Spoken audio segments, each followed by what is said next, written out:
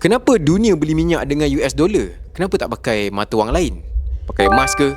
Pakai euro ke? Pakai ringgit ke? Apalah.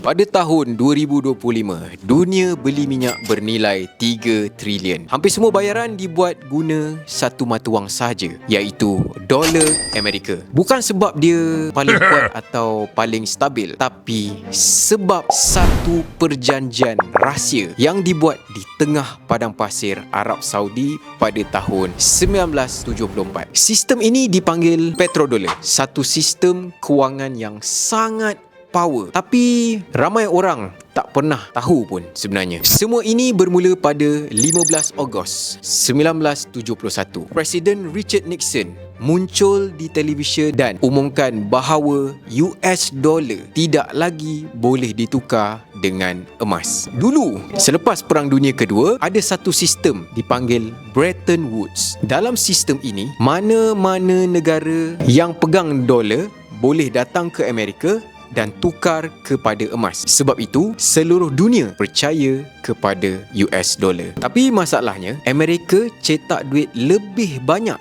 daripada emas yang dia ada. Negara-negara lain mula sedar dan satu demi satu datang tuntut emas mereka. Akhirnya, Amerika hentikan semuanya. Accordingly, I have directed the Secretary of the Treasury to take the action necessary to defend the dollar against the speculator. I have directed Secretary Connally to suspend temporarily the convertibility of the dollar into gold or other reserve assets, except in amounts and conditions determined to be in the interest of monetary stability and in the best interest of the United States. Dolar tidak lagi disokong oleh emas. Ia hanya bergantung pada kepercayaan. Keadaan ini jadi lebih teruk pada tahun 1973 apabila berlaku Perang Yom Kippur War. Amerika menyokong Israel dan sebagai tindak balas, negara Arab dalam OPEC menggunakan minyak sebagai senjata. Mereka kurangkan pengeluaran dan sekat bekalan kepada Amerika. Harga minyak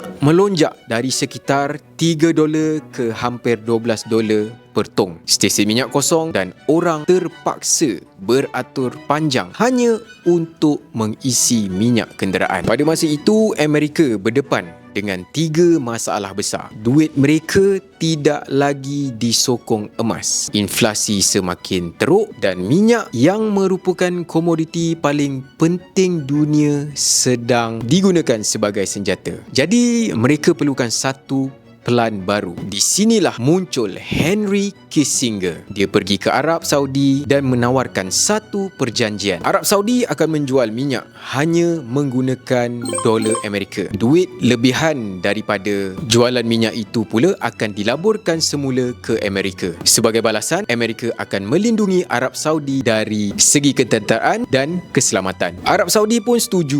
Dalam masa setahun, negara-negara OPEC lain ikut sekali. Dari situ, sistem petrodollar pun bermula. Sekarang kalau mana-mana negara nak beli minyak, mereka perlu ada dolar terlebih dahulu. Jepun nak minyak, perlukan dolar. Jerman nak minyak juga, perlukan dolar. Secara tidak langsung, seluruh dunia terpaksa menggunakan US dollar. Sistem ini bergerak dalam satu kitaran yang sangat bijak. Minyak dijual dalam dolar. Negara pengeluar minyak mendapat banyak dolar. Kemudian mereka melaburkan semula duit itu ke Amerika melalui bond kerajaan dan bank. Amerika pula menggunakan duit itu untuk membiayai perbelanjaan mereka termasuk ekonomi dan ketenteraan yang seterusnya melindungi pengeluaran minyak dan memastikan sistem ini terus berjalan. Kalau korang minat topik macam ni, especially pasal ekonomi dan emas, dan korang memang trader emas XAU USD atau minat komoditi, korang boleh support dengan beli baju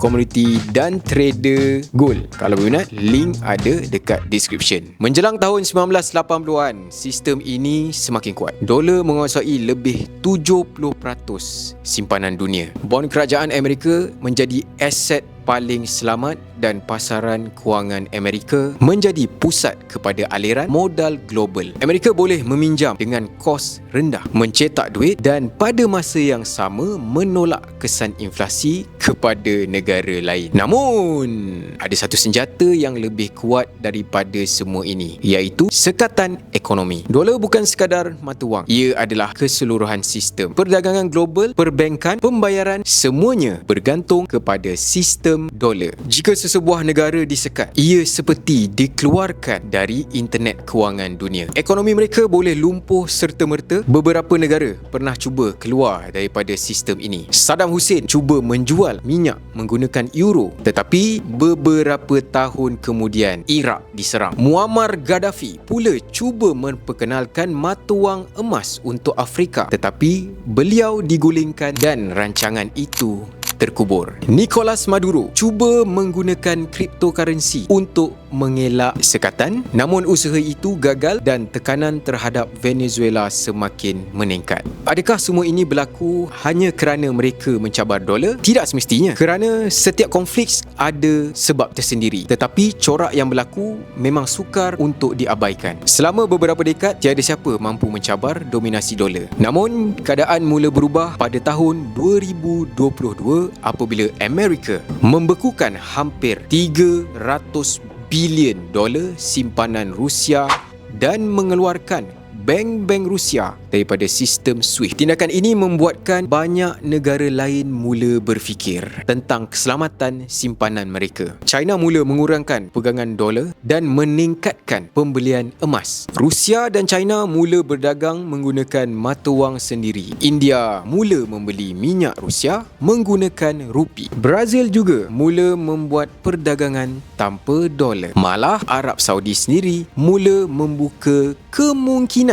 untuk berdagang menggunakan mata wang selain dolar. Peratusan dolar dalam simpanan dunia mula menurun dari sekitar 72% kepada bawah 58%. Bank pusat di seluruh dunia membeli emas dalam jumlah yang sangat besar. Pada masa yang sama, penggunaan mata wang lain seperti yuan semakin meningkat walaupun masih kecil. Dan ada satu lagi perubahan besar yang sedang berlaku, iaitu dunia semakin kurang bergantung kepada minyak. Pada tahun 2025, 1 daripada 4 kereta yang dijual adalah kereta elektrik. Jika dunia kurang menggunakan minyak, maka keperluan terhadap dolar untuk membeli minyak juga akan berkurang. Walaupun begitu, sistem petrodolar masih kuat. Dolar masih mendominasi sebahagian besar transaksi pertukaran mata wang dan perdagangan global. Tiada satu pesaing besar yang benar-benar mampu menggantikan buat masa ini. Namun, buat pertama kali dalam lebih 50 tahun, sistem ini mula mempunyai persaingan.